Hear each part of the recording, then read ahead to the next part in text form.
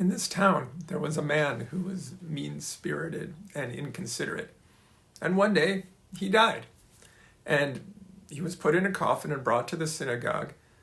The memorial service was read. The pallbearers gathered around the coffin and began to carry it outside of the sanctuary.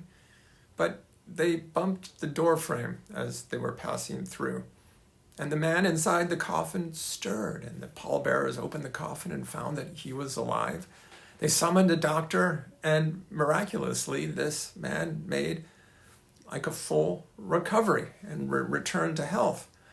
And people expected that maybe he would live a more considerate life and not revert to his antisocial ways previous, but he did not. He lived the life that he had been living previously, and after 10 years, he died.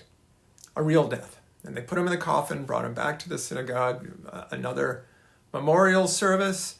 Pallbearers picked up the coffin, and as they were carrying out the coffin, someone yells, "Careful, don't bump the coffin!"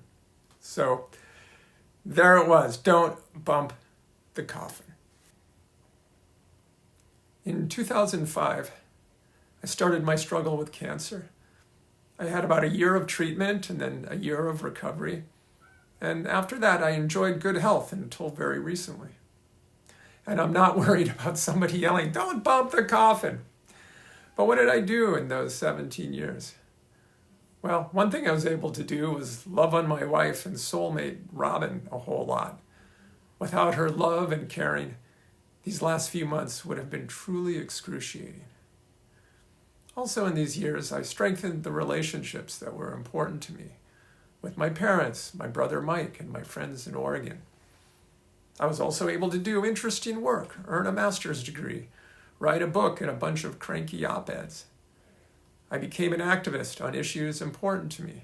I climbed mountains. I played in the wind and the waves of the Columbia River. I skied powdery alpine glades.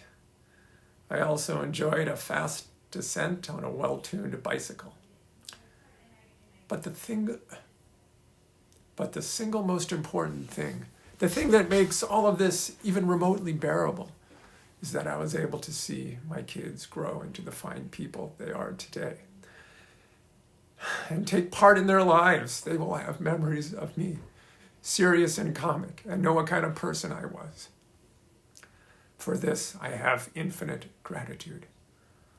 Already, they have started, ironically, using my catchphrases. What could be better? This is rock-solid evidence of a life well lived. Thank you to everyone who made my life special. I love you. Goodbye.